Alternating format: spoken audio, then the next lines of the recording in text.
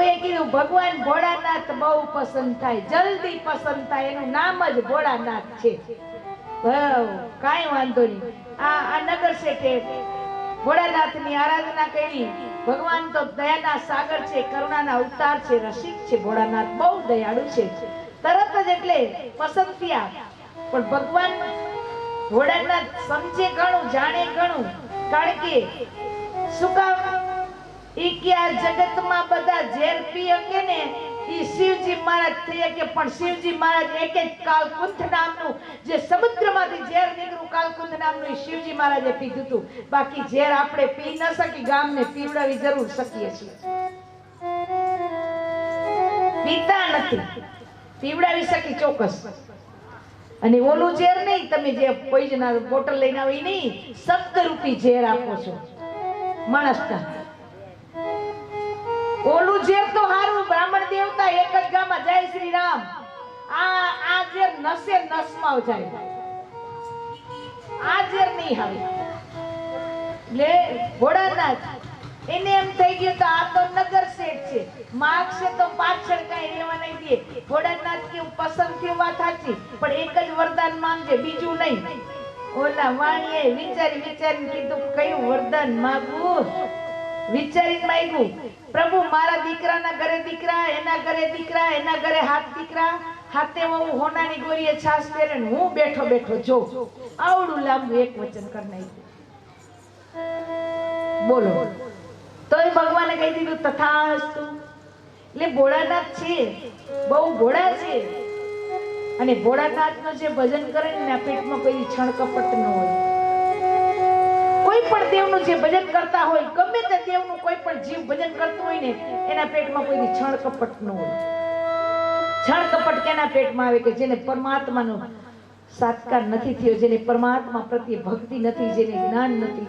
આ ઈ બધા જીવ બીજાને હેરાન કરે છે.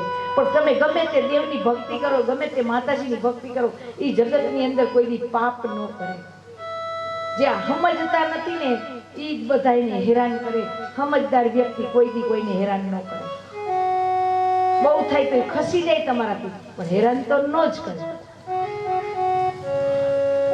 સુખદેવજી મહારાજ વિચાર કર્યા ભગવાને, વ્યાસે, મહર્ષિ વેદવ્યાસ. હવે ત્યારે એને ભગવાન ચંદ્રશેખરનું આરાધન કર્યું. ત્યારે 1000 વર્ષ લગી મહર્ષિ વેદવ્યાસે શિવજી મહારાજની તપસ્યા કરી. શિવજી મહારાજ પસંદ થયા.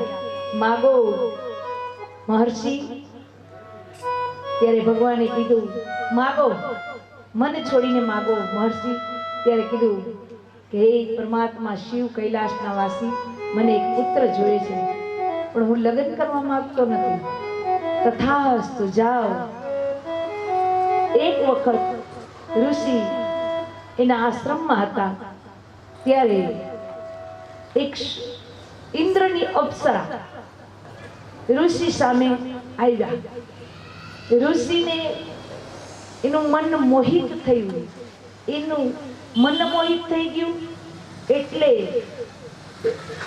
એનું અપ્સરાનું તો એને એમ થઈ ગયું, મન મોહિત થઈ ગયું. આ બાજુ વેદવ્યાસજીનું, આ બાજુ તો ઓલીને ભય લઈ ગયો ઇન્દ્રની અપ્સરાને, કઈ મને ઋષિ શ્રાપ આપી દેશે તો. એટલે એને સુગ્રીનું રૂપ લઈ લીધું. સુગ્રીનો માળો જોયો ને, સુગ્રીનો માળા જેવો કોઈ માળો ન, સુગ્રીનું રૂપ લીધું. અને એ સમયે થોડો સંચાર થયો અને એમાંથી જે કાષ્ટ અરણી મંથન કરી રહ્યા હતા મહર્ષિ વેદવ્યાસ, અને અરણી મંથન એમાંથી મહર્ષિ સુખદેવજી મહારાજનો જન્મ થયો છે. એટલે સામે સુગ્રી હતી, પોતે અરણી મંથન કરતા હતા, એટલે એનું નામ સુખદેવજી મહારાજ થયું. સુખદેવજી મહારાજનો લાકડામાંથી જન્મ થયો, કાષ્ટ કહેવામાં આવે. કાષ્ટમાંથી જન્મ થયો. સામે સુગ્રીવ હતી એટલે એનું નામ સુખદેવજી પડ્યું. આ સુખદેવજી, આ વ્યાસપીઠ કેની? વ્યાસપીઠ નામ કેવી રીતે પડ્યું? આ જે બનાવી તમે, અને એની પર કોણ બેઠા? મહર્ષિ વેદ વ્યાસના પુત્ર સુખદેવજી મહારાજ બેઠા, એટલે આનું નામ વ્યાસ પીઠ પડ્યું. વ્યાસ એના પિતાની પીઠ ઉપર બેસીને એને કથા કરી સુખદેવજી મહારાજે, એટલે એનું નામ વ્યાસ પીઠ પડ્યું. વ્યાસની પીઠ ઉપર બેસીને કથા કરી સુખદેવજી મહારાજે, એટલે આનું નામ વ્યાસ પીઠ પડ્યું. તો સુખદેવજી મહારાજ થોડા મોટા થયા, પણ એ શિવજી મહારાજની સંયમ પ્રસાદી હતા, એટલે વૈરાગ્યના માર્ગ ઉપર ચાલવા લાગ્યા. વૈરાગ્ય, ભક્તિ, તપસ્યા ઉપર ચાલવા લાગ્યા. થોડા મોટા થયા, મહર્ષિ વેદવ્યાસે કીધું, બેટા તમારા લગ્ન કરાવી દો. બોલે નહીં પિતાજી, મારે ઈ માયાના બંધનમાં પડવું નથી, મારે તો તપસ્યા કરવી છે. બોલે નહીં બેટા, તો મેં આટલા વર્ષ તપસ્યા કરી તમને મેળવા ભગવાન ચંદ્રશેખર પાસેથી, તો એનું? બોલે નહીં પિતાજી, હું લગ્ન તો નહીં જ કરું. મહર્ષિ વેદવ્યાસને ચિંતા થઈ કે હવે આનું શું કરવું. ત્યારે કીધું કે બેટા એક કામ કરો, તમે શું, તમે અહીંથી મિથિલા જાઓ, જ્યાં મહારાજ જનકની નગરી છે. આ મહારાજ જનક તમને જે સુઝાવ આપે ને એ પ્રમાણે કરજો તમે. અને એ જમાનામાં પગપાળા જવાનું. મહર્ષિ વેદવ્યાસ અનેક શહેરો, ઉપવનો, રાજ્ય, નદીઓ, સરોવર, તળાવો ને ઘણા દિવસે જનકપુર પહોંચ્યા, જ્યાં મહારાજ જનકની નગરી છે. ત્યારે દ્વારપાલે રોક્યા, બ્રાહ્મણ દેવતા ક્યાં જવું છે? બોલે હું મહારાજ જનકને મળવા આવ્યો છું. તો આગળના રાજા રજવાડામાં એવો રિવાજ હતો તમને ઓળખા વિના નગર પ્રવેશ કરવા ન દેતા. એટલે રાજા જઈને વાત કરી, કોઈ બ્રાહ્મણ કુમાર છે, આપને મળવા માંગે છે, કાંઈ વાંધો નહીં, લઈ આવો. એટલે એને ઉતારો પણ સુવિધા કરી. બીજે દિવસે હું એને મળીશ. જનક રાજા કે વાંધો નહીં. બીજે દિવસે દરબાર ભરાયો, અને આ સુખદેવજીના મનમાં એમ કે મહારાજ જનક આ રાજ્ય તુરા ચલાવે છે, ભય, દંડ, ભેદ, આ નીતિ વિના તો રાજ ચાલે નહીં. તો આ જનક રાજા કેવી રીતે આ રાજ્ય ચલાવી રહ્યા છે? આમાં કઈક અહમ છે. સવાર થયું, જનક રાજા આવ્યા, એમના ઉતાર્યું. બોલો બ્રાહ્મણ કુમાર. સભા ભરાઈ. મહારાજ જનક ડબલ વિધેય કહેવાય છે. નિમિ વંશમાં જન્મેલા છે, અને નિમિ વંશમાં જન્મેલા એક હાથેનો એની પત્ની ઉપર, એક હાથેનો સબડી ઉપર સળગતી, એ બે સમાન ગણતા હતા. મહારાજ જનક ડબલ વિધેય કહેવાય છે. ત્યારે કે છે કે તમે રાજ્ય દુરા કેવી રીતે સંભાળી શકો છો? ભય દંડ વિના તો ન થાય. બોલો. ત્યારે કહે છે કે ભાઈ, જો રાજ્ય ચલાવું છું, હું અનીતિ નથી કરતો. બીજું કે લગ્ન કરવા એ કોઈ પરમાત્માનો ઘરનો ગુનો નથી. સાંભળો, તો કે લગ્ન કરીએ તો પત્ની, પુત્ર બધાની જવાબદારી વધી જાય, એમાં ભગવાનનું તપસ્યા ન થઈ શકે અમારાથી. એ કે બરોબર, તો તમે લગ્ન નહીં કરો. બ્રાહ્મણ કુમાર બોલે નહીં. તો કે મારી ચિંતામાં, જનક રાજા કે તમારી ચિંતામાં શું ફેર પડ્યો? તો કે તમને આખા રાજ્યની ચિંતા, મને અત્યારે કોઈની ચિંતા? કે હા, બતાવો મહારાજ. એ કે તમે અહીંથી જંગલમાં તપસ્યા કરવા જશો, તમને તમારા કમંડલની અને તમારા પેટની ચિંતા તમને ભેગી સતાવશે ને? કે હા, તો મને એ જ ચિંતા છે. તમારી ચિંતા ને મારી ચિંતામાં ફેર ક્યાં પડ્યો? તમે જંગલમાં જઈને તપસ્યા કરશો તો તમને તમારા કમંડલ અને તમારા પેટની ચિંતા સતાવશે. હું આ રાજ્યમાં બેઠો, મને મારા પેટની, મારા રાજ્યની ચિંતા સતાવે, ફેર ક્યાં છે? તમે દુનિયાના છેડે જાઓ, પણ જો તમારી ચિંતા તમારા ભેગી છે. લગ્ન કરવાથી બંધન નથી, પણ લગ્નને કરી અને જગતમાં જે એની ફેશન, એના માંગ, એની ગાડી, એના બંગલા, આ બધું ઈ પત્નીની માંગ પૂરી કરવા અર્થે જે પાપાચાર ને ભ્રષ્ટાચાર ને ગામના ગરા કરો ને, આ બધું પાપ છે. લગ્ન કરવા એ કોઈ પાપ નથી. બોલો, આ બધું પાપ છે. સુખદેવજી મહારાજના ગુરુ કોણ? મહારાજ જનક. મહારાજ જનકના ગુરુ કોણ? નથી ખબર. અષ્ટવક્ર ઋષિ. અષ્ટવક્ર ગીતા વાંચજો, એમાં તમને ખ્યાલ આવી જાય, કોઈ પાસે હોય તો. મહારાજ જનકના ગુરુ એ અષ્ટવક્ર ઋષિ. સુખદેવજી મહારાજના ગુરુ જનક રાજા. ત્યાંથી ઉપદેશ લઈને મહર્ષિ વેદવ્યાસ પાસે આવ્યા. પુત્રને જોઈને આનંદ થયો. મહર્ષિ વેદવ્યાસે ખીવરી નામની કન્યા સાથે સુખદેવજીના લગ્ન કર્યા. 4 પુત્ર અને 1 દીકરી થઈ. પછી સુખદેવજી મહારાજે પણ વન પ્રસ્થાન કર્યું. વન પ્રસ્થાન કરી યોગ માર્ગના ચાલ્યા ગયા. ઘણો સમય સુખદેવજી મહારાજે તપસ્યા કરી છે. એક દિવસ સુખદેવજી મહારાજનો જે આત્મા હતો એ શિવમાં સમાઈ ગયો. મહર્ષિ વેદવ્યાસને ખબર પડી, બહુ દુઃખી થયા. ત્યારે મહર્ષિ વેદવ્યાસ ઉદાસ થઈ ગયા. એટલે જીવનની અંદર તમારા કે મારા જીવનમાં જ્યારે દુઃખનું મોજું આવે છે ને, ત્યારે બધા પરાયા થઈ જાય છે.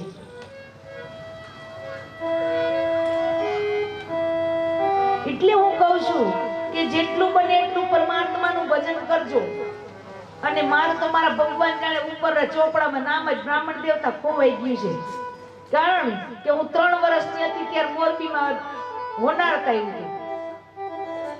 બરોબર. પછી જયારે ધરતીકંપ થયું ત્યારે મારી અંજારમાં કથા ચાલુ હતી. પૂછો માતાજી, મારા માથે એક કાંકરી નથી પડી. અને તે પછી આ કોરોના આવ્યો, તો એ માતાજીની અસીમ કૃપાથી. એટલે કહેવાનો મારો મતલબ શું છે કે જે તમે ઘંટીમાં દાણા બૈરાઓ મગ ને એવું કઈ ઘંટીમાં દળતા હો ને તો બધા દળાઈ જાય ને, પણ જે ઓલા ખીલા પાસે પડ્યા હોય ને ઈ નો દળાય. શું કામ? કે ખીલો પકડીને પડ્યા છે એટલે એને વચ્ચે આવી જાય, બે પથ્થરની વચ્ચે આવી જાય, એનો ભૂકો બોલી જાય. પણ જે ખીલામાં ચોઈટા ખીલાની બાજુમાં છે એને કઈ નથી. એનું કારણ શું? કે એ મૂળ પકડીને બેઠા છે. એમ આપણા જીવનની અંદર પરમાત્માના ચરણ પકડીને બેઠી તો આવા કોરોના જેવા ને આવા ધરતીકંપ જેવા કઈક આવી અને વયા જાય, પણ આપણા માથે કાંકરી કઈ ન થાય. આપણે એના પગ પકડીને બેઠા રહ્યો, શું કામ બીજે જાવું? એક જ વાત, આમથી મેં શું કીધું તમને કે એક વખત ધરતીકંપ થયેલો. આ ધરતીકંપની વાત નથી કરતી, હું દ્રષ્ટાંત આપું છું. એમાં બધા લોકો નાગ, બધા લોકો ભાગ્યા હોય, આમ ભાગ્યા, કોઈ આમ ભાગ્યા. એમાં એક સંત હતા ને આમને એમ બેઠા રહ્યો. જે થવાનું છે અહીંયા થવાનું, અહીંયા થવાનું. પછી ભાગીને શું ગમે તે ભાગીને જાવ ગયા ભગવાનથી આગળ. માણા બધાથી ભાગે, કર્મથી કોઈ નો ભાગી શકે. તો બધા તો આમ દોડ્યા ને આમ દોડ્યા ને ઓમ દોડ્યા ને કોઈ આમ ભાગ્યા ને કોઈ આમ ભાગ્યા. ઓલા સાધુ હતા ને એને બેઠા ગયા. ધરતીકંપ શાંત રહ્યો. પછી બધા લોકોએ પૂછ્યું કે બાપુ અમે બધા દોડ્યા, આમથી આમ ભાગ્યા, આમથી આમ ભાગ્યા, આવો કોઈ આમ દોડ્યા, કોઈ આમ, તમને ભય નો લાગ્યો? તમે કેમ ક્યાંય નો દોડ્યા? ઓલા સાધુ કે તમે બધાએ બાર દોટ મૂકી, મેં અંદર દોટ મૂકી. ફેર આટલો પડ્યો. દોટ તો મેં મૂકી, પણ મેં મારા અંદર ને અંદર દોટ મૂકી. તમે બધા બારે ખાઈ, હું અંદર દોડું કે જે થવાનું છે અહીંયા થવાનું, ન્યાય થવાનું. થવાનું એને કોઈ રોકી શકે? હે? કદાચ ગમે તે હોય. ભગવાન રામે કીધું કે જેના છત્રપતિ મહારાજ દશરથ, જેના રામ સમાન પુત્ર, બ્રહ્મ સમાન પુત્ર, આજે જો ધરતી ઉપર હુતાતા તો આપણે તો શું ચીજ છે? હે? બ્રહ્મ સમાન પુત્ર રામ, તો કે ઈ ધરતી ઉપર ઉતાર તો આપણો તો ક્યાંય તણકલા ભારની કિંમત નથી, છતાંય આપણને અભિમાન ઘણો છે. જે જીવ અભિમાન કરે છે ને ઈ જીવ પડે, ઉપર ચડે ને ઈ પડે, પણ નીચે બેઠા હોય કોઈ પડે નહીં. એટલું યાદ રાખજો. મહર્ષિ વેદવ્યાસને દુઃખ થયું, અને દુઃખ હોય જીવનમાં આવે ત્યારે, અને હું તમને કહું છું દુઃખ જીવનમાં આવે છે, હરેકના જીવનમાં આવે છે. કોઈ વ્યક્તિ એમ ન કે હું જન્મતાની સાથે સુખી છું અને મહિનો ત્યાં લાગી સુખી નહીં. આ એક પાઠ છે જીવનમાં, હરેકના જીવનમાં આવ્યો જોઈએ આવે છે. કા પેલા આવે, કા છેલ્લે આવે, કા વચ્ચે આવે, ત્રણમાંથી એક ધારમાં આવે. કા બાળપણમાં આવે, કા યુવાનીમાં આવે, અને કા ઘટપણમાં આવે. આ ત્રણ પાઠમાંથી એક પાઠમાં તો આવે ને આવે. ગમે તે મનુષ્ય હોય, જીવ માત્ર હોય ને. આજ વિશ્વની જનેતા જો માં ભવાની હતી, જેના શિવ સમાન પતિ હતા, એને દુઃખ ભોગવવું પડ્યું. તો હવે આપણે શું જોઈને આમ કરશું? એમ કરતા આપણું નીચું મોઢું બરોબર રાખી અને ભગવાનનું ભજન કરીએ ને એમાં માલ રહ્યો. હા, અને દુઃખ તો, અને એ તમને ચોખ્ખું કહી દઉં છું આજે કે બૈરાઓને દુઃખ વધારે પડે. પુરુષને દુઃખ પડે ને તો 10 થી 12 ગામ જઈ આવે, આ ક્યાં જાય? વિચાર કરી લો. તમે ગમે ત્યાં જઈને બેહી શકો, આ ક્યાં જઈને બેહે? કોને કી? હા, ઘાયલ કી ગતિ ઘાયલ જાણે, જો કોઈ ઘાયલ હોય. સખીરી મેં તો દર્દ દીવાની, મેરો દર્દ ના જાને કોઈ. હા, અને માનસ ચરિત્ર ની અંદર તમને કહી દઉં છું, વાંચી લેજો. બાલકાંડમાં લખ્યું, નારી પરમ ગતિ લહેરી, નારીને મોક્ષ જલ્દી મળી જાય છે. શું કામ? ગમે તેવી તો એ નારી ભોરી છે. નારી ગમે તેવી છે પણ એ ભોરી છે. નારીને મોક્ષ જલ્દી મળી જાય છે. ત્યારે આજ વિશ્વની જનતા જો શિવ સમાન પતિ હોય, આજે એના પિયર ની અંદર જવું પડ્યું અને એને એવી દશા થઈ, તો આપણે માનસ ચરિત્રની એક ચોપાઈ ની અંદર લખ્યું છે માતાજી, પીતા ભવન જબ અગઈ ભવાની, એ દક્ષ યંત્ર સે કા ગુણ સન્માની.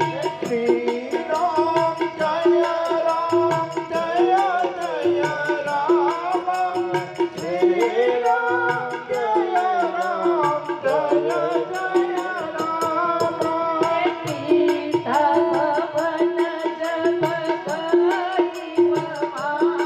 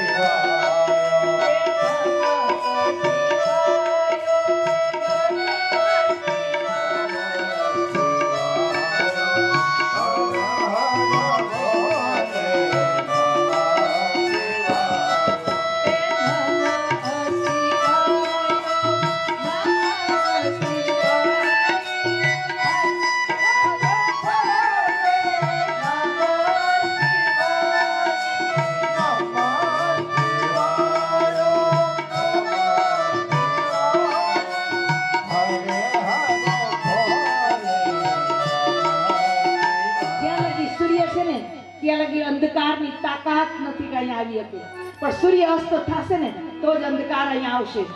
એમ તમારા જીવનમાં દુઃખ ક્યારે આવે છે પેલા નક્કી કરો તમે. સૂર્ય છે ત્યાં લગી અંધકાર નથી આવી શકતો, તો તમારા જીવનમાં દુઃખ ક્યારે આવે છે? મત કરીએ જહાજ જતું હોય અને એની ઉપર એક પક્ષી તો એ બેસે ક્યાં ને બેસવાનો વિરામ ક્યાં મળે? એ આટલા દરિયામાં આટલામાં ચક્કર લગાવી થાકી જાય, પણ એને બેસવાનો ક્યાંય મળે નહીં.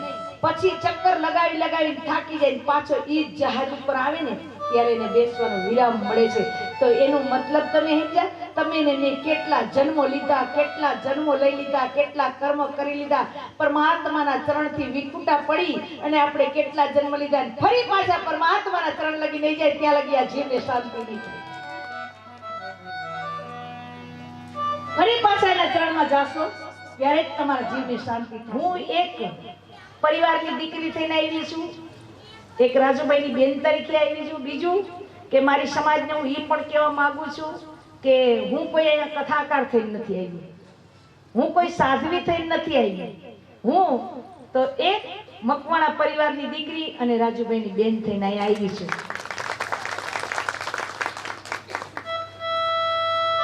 બરોબર? આ મારું તમને બીજું કે મારા તરફથી જે કાંઈ કોઈ પણ કાર્ય હોય તો તમે એક દીકરીને બોલાવીને કહો એમ હું રાજુભાઈને તમને બધાને વિનંતી કરું, એક દીકરીને બોલાવીને કહો એમ તમે મને બોલાવીને કહી શકશો કે માતાજી આનું શું કરશું, બેન આનું શું કરશું, તમને છૂટ છે. મારા પ્રત્યે કોઈ તમને કોઈ જાતનો બંદીકાર નથી. કારણ છે કે હું આના પહેલા પણ રાજુભાઈને ખબર છે અમારા મકવાણા પરિવારની કથા કરીને આવી ખ્યાલ છે. તો આજે મને રાજુભાઈ પ્રત્યે ગર્વ કેમ છે? મને આજે થોડો ગર્વ થયો મારા જીવનમાં કે જીવતા મા બાપને હાચવતા નથી, અમારા રાજુભાઈ મરી ગયા પાછળ પણ આવું સુંદર ભાગવતનું આયોજન કરી ગયા છે. એના પિતૃ પાછળ વિચાર તો કરો. આવા દીકરા સુરવીર કહેવાય. એવું નથી કે યુદ્ધમાં જાય એને સુરવીર કહેવાય. સુરવીર આને કહેવાય. કેને કહેવાય? કે જીવતા તો રાખ્યા પણ મુવા પછી એના માટે શું નથી કરતા જોઈ લ્યો તમે. અત્યારે જીવતાને કોઈ રાખવા તૈયાર નથી ભાઈ. આ નજરના દાખલા છે. હા, તો આ જે પિતૃ થઈ ગયા એની પાછળ કર્યું. ધન્યવાદ છે રાજુભાઈને, એકવાર જોરદાર તાલીમથી વધારો. જય હો રાજુભાઈ, તમારી જય હો. તો અને હું તમને આજે ઈ પણ કહીશ, મારો પરિવાર હોય તો ભલે અને પાડોશી જે કાંઈ હોય કથા સાંભળી રહ્યા છે એને કહું છું કે જે તમારી માં અને બાપ જો જીવતા હોય ને તો તમે એની સેવા કરજો, ભક્તિ ન કરતા. ભક્તિની જરૂર નથી, સાંભળજો કાન ખોલી. જીવતા માં બાપની સેવા કરો ને એ જ ભક્તિ છે, બીજી કોઈ ભક્તિ જ નથી. નથી ઉતરું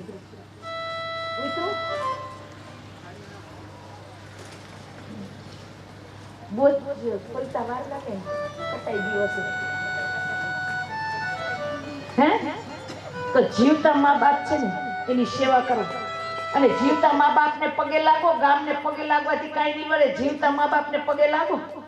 હું તો એ કહીશ તમને આજે, જીવતા મા બાપ છે એને પગે લાગો, ગામને પગે લાગવાની જરૂર નહીં પડે.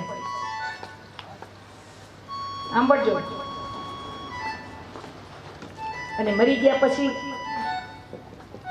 તમે ગમે તેમ કરો, પછી રો તો ભલે, ગમે તે કરો તો ભલે, પણ જીવતા જે મા બાપ છે એની સેવા કરો. મારી માતાઓ, મારા ભાઈઓ, હું આ યુવાનોને ત્યારે એ કહેવા માંગીશ, જે છે ને એને હાચવીને રાખો. બસ જે છે એને હાચવો. મા બાપના પગે લઈ જશે ને જે દીકરી દીકરા એને ગામને પગે પડવાનો વારો જ ન આવે.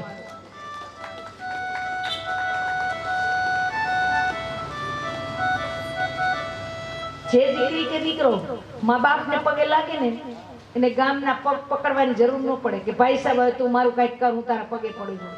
એ કેવું ન પડે. જે મા બાપને પગે લાગે.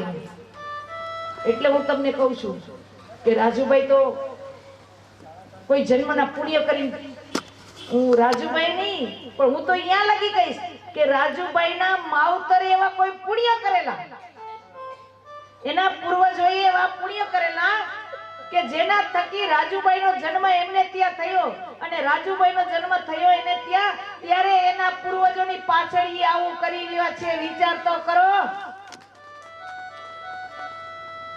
હા, અને મારો પ્રશ્ન પણ કહું છું તમને કે હું આજે એમ બેઠી છું તો મેં તો એટલું બધું કઈ ભજન નહીં કર્યું હોય, પણ મારી માં, મારી જનેતાએ, હું આજે ગાદી પરથી કહું, મારી જનેતા, મારા મા બાપના પુણ્ય અને મારા ગુરુની તપસ્યાના લીધે મને આ વ્યાસપીઠ મળી છે, બાકી નહીં.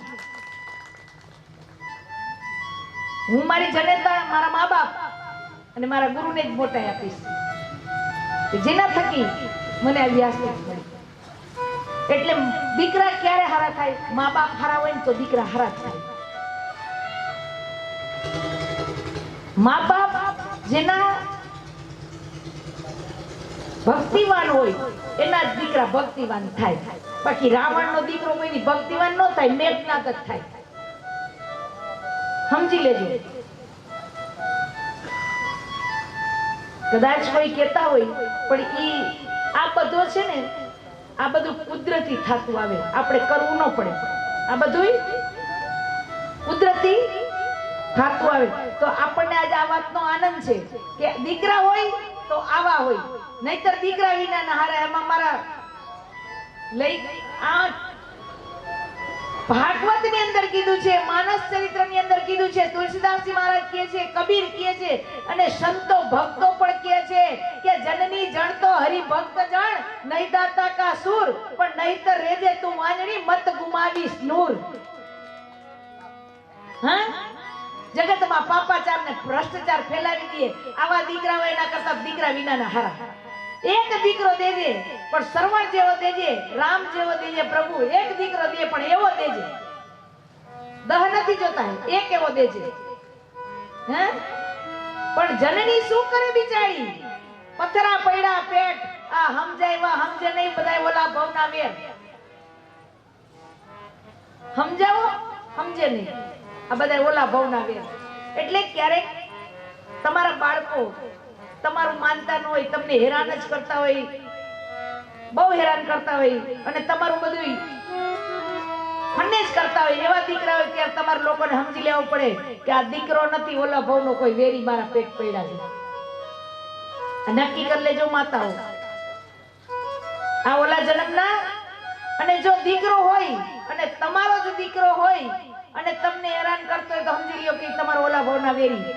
અને પાડોશીનો દીકરો હોય જો તમને સારી રીતે રાખતો હોય તો સમજી લ્યો કે ઓલા જન્મનો તમારો કોઈ રિશ્તેદાર છે. બે ખુલ્લા રિશ્તા છે. પણ જનની બિચારી શું કરે? જનની જન્મ દેવાને આધીન છે.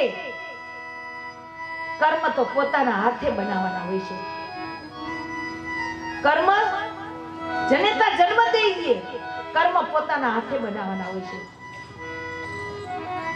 યાદ રાખજો, કીધું છે ને, એ જન્મ જે સંતને આપે જનેતા એ જે કહેવાય. જન્મ જે સંત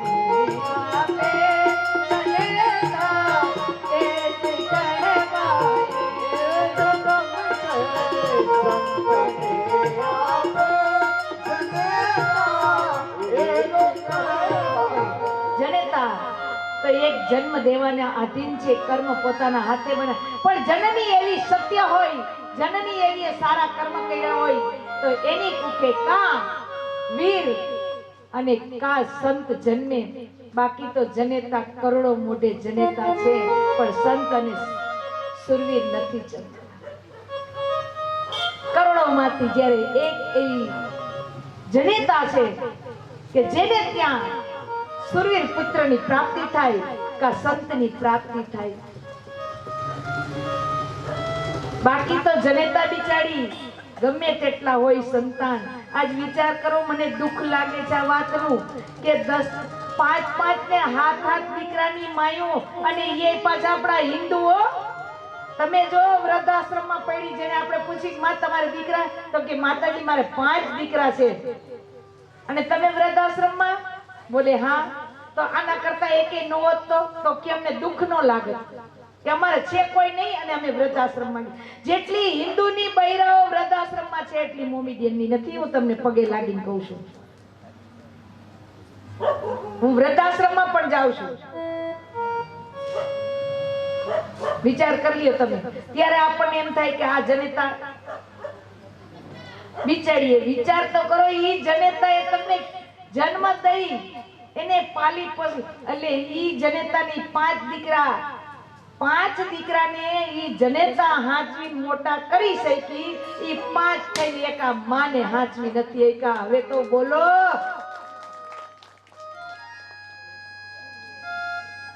વિચાર કરીએ તો ઈ માએ જન્મ દીધો હશે, એને કેવી રીતે પાલી પોસી મોટા કર્યા હશે. ઈ દીકરા જિંદગીમાં સુખી ન થાય. કદાચ ગમે એટલી મિલકત હોય, ગમે તેવો હોય, ન થાય. કારણ કે જેને માના દિલના, જે માનું કાળજું બાંધે ને, જિંદગીમાં દીકરી હોય દીકરો સુખી જ ન થાય. સમજી લેજો. લે, કહેવાનો મારો મતલબ ઈ છે કે આવા દીકરા કોક જન્મે છે, બધે નથી જન્મતા માતાઓ. કારણ કે ઘર સીતા ના હોય એમ ઘર આવા દીકરા ન હોય. એ તો ભાગ્યશાળી હશે. એના મા બાપે, રાજુભાઈના મા બાપે કઈક પુણ્ય કર્યા હશે. રાજુભાઈના મા બાપે ને એના દાદા દાદી, આના પૂર્વજોએ કઈક પુણ્ય કર્યા છે. આ સાબિત થાય છે. માણસ કહે ને તું સાબિત કર દે, આ સાબિત થાય છે. આનું સાબિત છે. એટલે દીકરા તો સારા હોય તો હારા, નકર તો દીપડા કહેવામાં આવે એને. દીકરા નો કહેવાય, દીપડા કહેવાય એને. તો માતા આરતી તૈયારી કરાવો અને હાલો ભાઈ થાળ, રાજુભાઈ થાળ આરતી કરાવો. એ હું અર્થ કઈ નક્કી નહીં હોય, 2 વાગી જાય. હા, તો મોજ ઉપર ગાડી હાલતી હોય. અમાર ગાડી અપડેટ ન હોય. આવેલા સર્વે ભાઈઓ બહેનો આજે પ્રસાદ લઈને અહીંયાથી જાય. પ્રસાદ વિના કોઈ જાય નહીં. ઘરે ભરતભાઈ ના ઘરે અહીંયા કથા બીજા પછી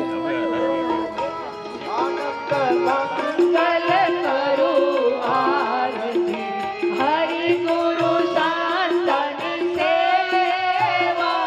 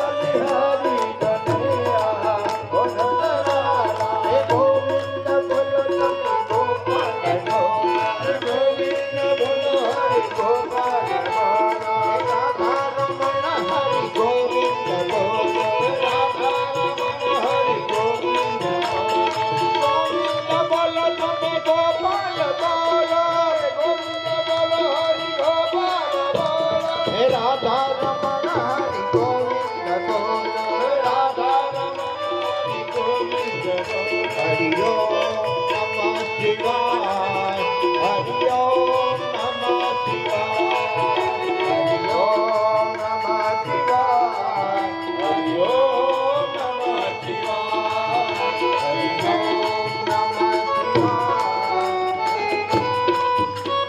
બોલીએ ભાગવત ભગવાન કી બાલકૃષ્ણલાલ મહારાજની જય સદગુરુ ભગવાન કી જય આદ્ય શક્તિ શ્રી અંબે માત કી જય ઓમ